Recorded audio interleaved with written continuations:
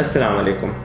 ये वीडियो इसलिए बना रहा हूँ कि मैं समझता हूँ कि पाकिस्तानी होने का मुझे फ़र्ज़ अदा करना ज़रूरी है, क्योंकि मैं इस मुल्क में रहता हूँ और मेरी फ़ैमिली इस मुल्क में रहती है और हमने अपने जनरेशन भी इसी मुल्क में आगे चलानी है। बहुत ज़रूरी है कि हम इस मुल्क के लॉज़ को, इस मुल्क के जो भी हायर मैटर्स हैं उनमें इन्वॉल्वमेंट लें, ताकि हम अच्छे फ्यूचर की तरफ जा सकें। रिसेंटली सबसे हॉट टॉपिक आपको पता है आजकल चल रहा है कि ट्रांसजेंडर बिल पास हुआ है और उनके राइट्स के लिए पास हुआ है, और ये क्यों इतने लोग इस चीज़ के ऊपर इतना इशू बना के बैठे हुए हैं। हालांकि ये तो एक अच्छी बात है, इसको तो हमें अप्रिशिएट करना चाहिए। तो इतना मेजर इशू क्यों बना हुआ है? अच्छा, स्टार्टिंग में ये था कि ये श्योरिटी नहीं थी किसी को भी कि यार ये पास हुआ भी है कि नहीं हुआ, ये भी आया है, कोर्ट में आया, सेनेट में आया, इसका क्या है। तो जब मैंने इसके बारे में थोड़ा सा स्टडी किया, इन्फॉर्मेशन ली, तो मुझे पता लगा कि जो चीज़ बहुत ही अजीब सी है। क्योंकि जब मैंने इस एक्ट के बारे में सुना था और मैंने ये भी सुना था कि LGBTQ को रिकमेंड कर रहा है, तो मैंने कहा कि यार ये पॉसिबल ही नहीं कि पाकिस्तान में इम्प्लीमेंट हो सके, क्योंकि हमारा पाकिस्तान के अंदर मेजॉरिटी मुस्लिम्स हैं और ये पाकिस्तान बेस भी इस्लामिक लॉज के ऊपर करता है। और हमारा लॉ भी ये कहता है कि कोई भी चीज़ बिना कुरान और सुन्नत के खिलाफ नहीं आएगी हमारे लॉ के अंदर। फिर मैं अमेज हो गया कि मैंने देखा कि यार ये चीज़ आ भी गई हुई है, और ये आज कुछ सालों पहले 2018 जून में इस चीज़ को अप्रूव कर दिया हुआ था। और ये फिर इसके ऊपर 2018 में वो बात की बात है, वो मैं आपको आगे जाके बताता हूँ कि कितनी ज़्यादा लोगों ने अपने जेंडर चेंज करवाए, फिर उसमें क्या क्या हुआ पाकिस्तान के अंदर, जिस चीज़ से हम सारे बेहद करते हैं। हम पाकिस्तानी वैसे मशहूर हैं, सोई हुई कौम है, तो हमें इससे फ़र्क नहीं पड़ता कि क्या हो रहा है क्या नहीं हो रहा है। तो मगर ये एक ऐसा इशू है जिसके ऊपर हमें एक साथ खड़ा होना पड़ेगा, इसको समझना पड़ेगा। काफ़ी लोग इसे प्रमोट भी कर रहे हैं, वो इस वजह से कर रहे हैं क्योंकि इस चीज़ को मैनिपुलेट इस तरह किया हुआ है कि लोगों को आइडिया ही नहीं है कि किस तरीके से ट्रांसजेंडर को और इंटरसेक्स को उन्होंने मिक्स कर दिया हुआ है। अब इसकी कुछ इंपॉर्टेंट बातें हैं वो मैं आपको समझाऊँगा, और वो समझना बहुत ज़्यादा ज़रूरी है। सबसे पहली चीज़, मैं जो चीज़ आपको सबसे पहले बताता हूँ कि इन्होंने क्या किया है कि ट्रांसजेंडर को, ये आपको पता नहीं चाहिए ट्रांसजेंडर किसे कहते हैं, इंटरसेक्स किसे कहते हैं। जो एक्ट पेश किया गया था कोर्ट में 2018 में, उस एक्ट में ट्रांसजेंडर के उस एक्ट के अंदर आप चेक करें, सेक्शन 3 के पार्ट N के अंदर उन्होंने ट्रांसजेंडर को डिफ़ाइन किया और उसी में कहा कि इंटरसेक्स भी शामिल है। अब उन्होंने क्या किया, ट्रांसजेंडर को एज ए अम्ब्रेला यूज़ किया। ये देखिए, इस बात को समझें। जैसे मैं आप लोगों को एग्जांपल देता हूँ, United nation high commission of human rights, उनकी वेबसाइट पे अगर आप जाएं तो वहाँ पे आपको पता लगेगा कि उन्होंने इन दोनों चीज़ों को अपने लॉ में सेपरेट रखा है। अपने रिसर्चेस के मुताबिक, अपने सारी चीज़ों के मुताबिक उन्होंने ट्रांसजेंडर को और इंटरसेक्स को अलहदा रखा है। ये स्क्रीन पर पॉपअप भी होगा, आप देखिएगा। मैं बताता हूँ जो high commission of human rights America ने अपने वेबसाइट के ऊपर दिया हुआ है। इंटरसेक्स पीपल वो लोग होते हैं जो लोग बाय बर्थ ही नेचुरली तौर के ऊपर अल्लाह की तरफ से जिनकी बॉडी में जेनेटिकल इश्यूज होते हैं, कोई पैटर्न उनके मैच नहीं करते और वो फिट नहीं करते मेल्स और फीमेल बॉडी के अंदर, परमानेंटली उनका इशू होता है। तो अच्छा, इनकी जो मिकदार है वो 1.7% है पूरी दुनिया के अंदर। इनको ह्यूमन राइट्स नहीं मिलते, इनके साथ इनको फोर्स किया जाता है, इनको मार दिया जाता है। तो ये डिफरेंट चीज़ें। उसके बाद उन्होंने डिफाइन किया है कि transgender identity refers to a person experience of their own gender. अब यहाँ पे सारी बात खुल के सामने आ जाती है कि ये चीज़ एक्सपीरियंस बेस्ड, कि जिसमें transgender people have a gender identity that is different from the sex they were assigned at birth. इसमें उन्होंने फिर दिया हुआ कि इसमें लोग, इसमें मैन भी आ सकते हैं, वुमेन भी आ सकते हैं, ट्रांस मैन भी आ सकते हैं, ट्रांस वुमेन भी आ सकती है as a non binary person and with other terms such as hijra, third gender. तो इस तरह के उन्होंने लातादात कैटेगरीज दी हुई हैं। तो अब ये चीज़ समझ लें कि ट्रांसजेंडर और इंटरसेक्स दोनों डिफरेंट हैं, और इसको अगर आप और स्ट्रॉन्गली अगर आपको प्रूफ चाहिए तो मैं आप लोगों को एक और रेफरेंस देता हूँ। ये देखें कि एक चीज़ ऑब्जेक्टिव है और एक चीज़ सब्जेक्टिव है। अब ऑब्जेक्टिव से मर्द के पैदा कैसे हुई, ये किसकी चॉइस थी, ये नेचर या साइंस बताती है।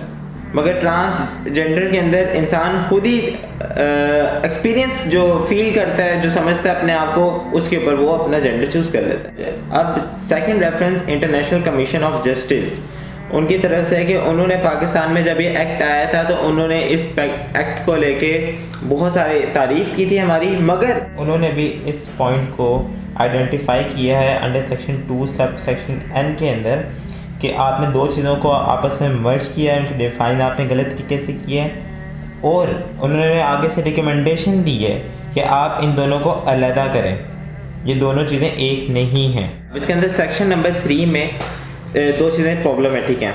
एक दफ़ा समझें उसमें कि हुज जेंडर आइडेंटिटी एंड और जेंडर एक्सप्रेशन, इसमें इन सेक्शंस में E और F में डिफ़ाइन भी किया हुआ है, और ये ही कॉज ऑफ द प्रॉब्लम है।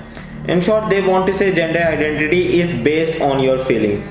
अब इस तरह की चीज़ें अगर हमारे पार्लियामेंट में हो रही हैं, अच्छा फिर उसके मज़े की बात ये है कि हमारे पार्लियामेंट में जो लोग बैठे हैं वो लोग अंगूठा छाप हैं, एज यू ऑल नो, उनको इस्लाम के बारे में कुछ नहीं पता।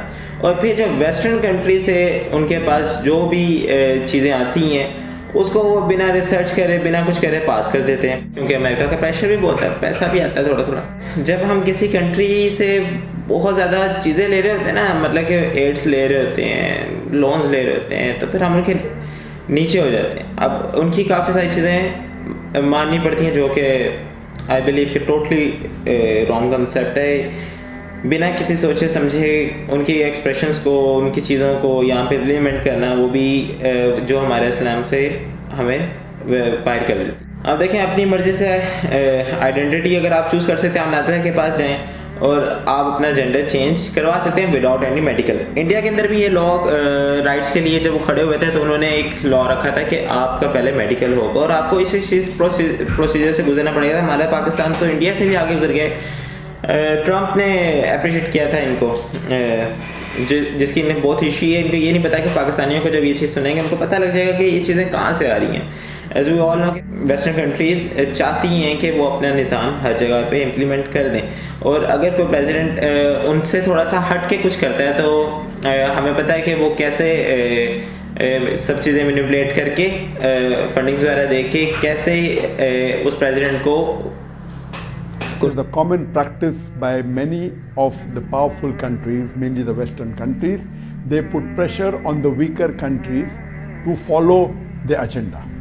And one of the pressures they're putting lately is to see to it that they make all the countries, including the Muslim countries, to agree on the concept of homosexuality, to agree with the concept of gay, lesbian, transgender, and to make it legal. And this is common, and we find that they put pressure, economic pressure, they put pressure by business. अब ये है कि उनके intentions क्या हैं। अब intentions ये है कि हमारा निज़ाम खराब करना, हमारा घर खराब करना। इशू सिर्फ यहाँ पे ख़त्म नहीं होता, इशू तो यहाँ से स्टार्ट होता है।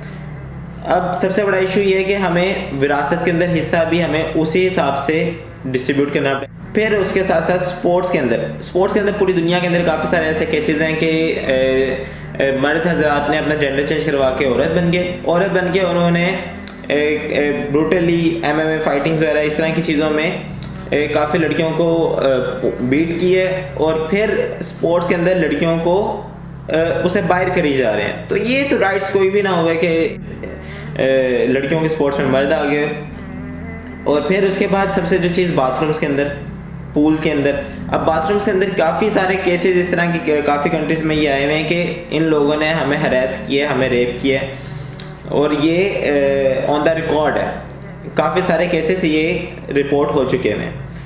उसके बाद ट्रांसपोर्ट आ जाती है, बसेस के अंदर आ जाते हैं, स्कूल कॉलेजेस के अंदर ये सेम क्लास के अंदर हो सकते हैं। पाकिस्तानी लॉ के अंदर भी ये चीज़ पास कर दी हुई है कि जिस मर्जी चाहे यूनिवर्सिटी, स्कूल एंड कॉलेज के अंदर वो एडमिशन ले सकते हैं, और अगर वहाँ के इंस्टीट्यूट के जो भी टेक केयर हैं तो बाय लॉ उनको एडमिशन देना पड़ेगा, वो मना नहीं कर सकते। ये इन्होंने लॉ बना दिया। अगर वो मना करेंगे तो उनके खिलाफ कानूनी कार्रवाई होगी। सोच सकते हैं कि एक लड़की के पास ना तो उसकी प्राइवेसी है, ना वॉशरूम्स में, ना क्लास में, ना ही बसेस के अंदर, और हरासमेंट इतनी, मैं आपको एक स्टोरी सुनाता हूँ कि ये BBC की तरफ से रिपोर्ट भी हुआ है। रेपिस्ट था, उसको जेल हुई, उसने उनको ये कहा कि आई एम अ वूमन, तो मुझे उनके सेल में डाला जाए। अब वहाँ पे ये लॉ चल रहा था, तो उन्होंने उसको वुमेंस के उसमें सेल में डाल दिया।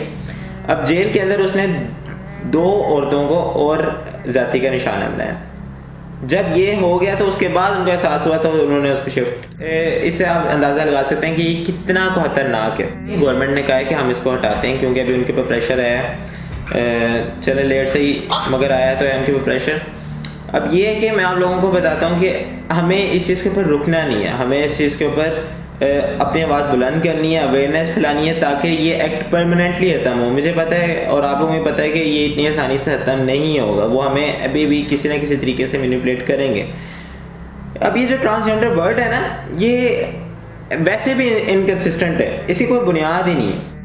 किसी भी तरीके से डिस्कस कर लें, इसकी फाउंडेशन के ऊपर जितना भी स्ट्रक्चर खड़ा कर लें, वो स्ट्रक्चर डिमोलिशेबल है।